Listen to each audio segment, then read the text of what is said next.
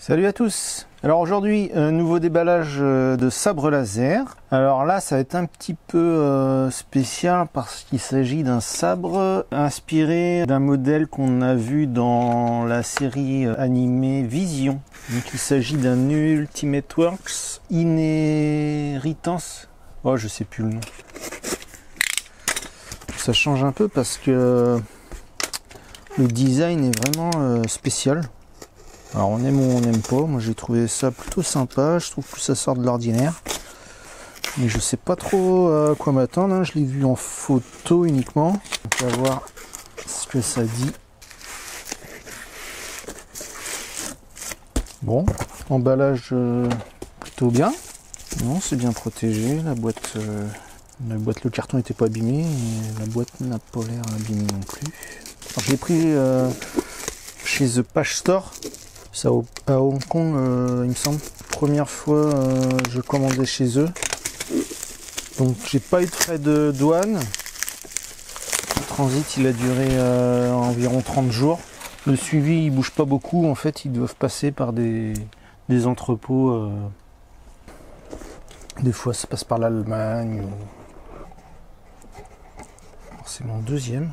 Ultimate Works. J'ai un Doku et j'avais pas trouvé la finition extraordinaire, mais c'est un sabre qui date un peu. Donc là on va voir ce que ça donne sur celui-ci. En tout cas c'est super propre au niveau de l'emballage.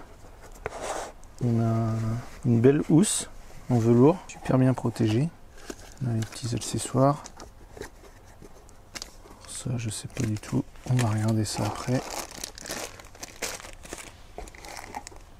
Ah bien, en plus ils fournissent le connecteur NeoPixel, impeccable, c'est top, je l'avais pas demandé. Et puis ça c'est des petits boutons, je sais pas du tout où est-ce que ça va aller.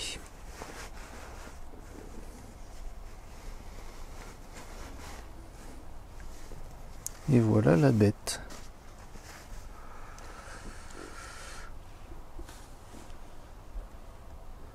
Et ben, premier abord c'est super propre. Là la finition est nickel. En plus il y a déjà les interrupteurs à l'intérieur. Il y avait une version pré-kit que j'ai pas pris, hein, j'ai pris la version de base. La version pré-kit en fait elle est pré-équipée et on achète le châssis à part. Et le châssis il peut se mettre dans beaucoup de leurs manches qui sont justement installées avec les pré-kits. Donc il suffit juste d'avoir les sabres équipés du pré-kit et le châssis interne où il y a tout l'électronique va de sabre en sabre. Ça permet d'avoir un seul châssis et puis de réduire au final les coûts quand on commence à en avoir un petit peu dans sa collection. Franchement, c'est super propre. Par contre, je sais pas du tout après comment ça marche. Allez, d'accord. Une petite plaque et je pense qu'en fait, on vient y mettre des petites parties en plexiglas bleu. Ça doit venir se clipper. Il faut les coller à mon avis. Ouais, il faut les coller à moins que ça tienne comme ça, mais ça m'étonnerait. Ça ne tient pas. Ouais, c'est un peu dommage ça. Si on met de la colle, ça se verra peut-être en transparence. Là, ils ont fait pareil sur le bout. Je vois pas de traces de colle. On va regarder. Donc ça, c'était à l'intérieur. Je sais pas ce que c'est. Bon alors à vrai dire, j'ai pas trop regardé, mais il y a des petits, des espèces de petits boutons là. Ça va être à mettre sur le manche. Faudra les coller, parce qu'en fait c'est fileté. Bah, fixer le châssis interne, je sais pas trop.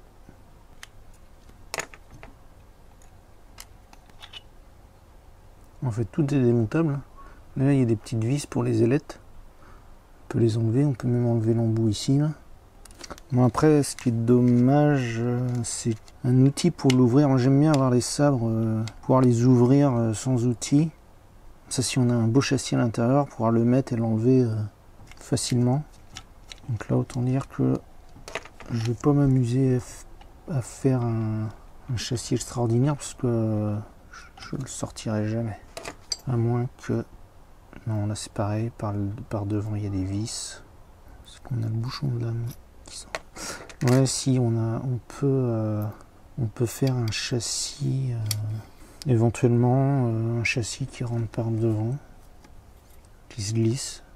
Après, donc là je vois il y a une vis qui est beaucoup plus grande que les autres. Il y a une vis qui ressort là, à l'intérieur. C'est pas celle-ci non plus. Là on a 3 vis et il y en a une derrière là qui ressort, mais a priori c'est... Ah non, c'est pas celle-ci non plus. Donc là voilà, il va falloir que je démonte tout pour voir d'où vient cette vis qui ressort à l'intérieur, parce qu'on peut pas...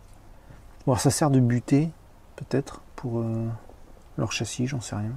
Ah, d'accord, et puis là en fait on a...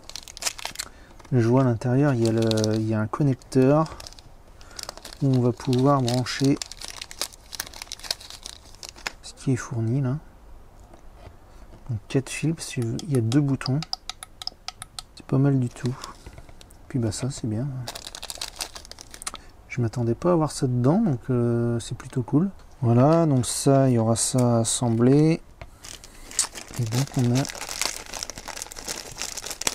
des petits turbans, là, je ne sais pas turban, mais des petits pompons comme ça qui viennent se mettre. Faut fixer, faut faire un nœud, là, je sais pas comment ils font, il va falloir que je regarde. Bref, en tout cas, je suis super content de ce sabre et la finition est magnifique.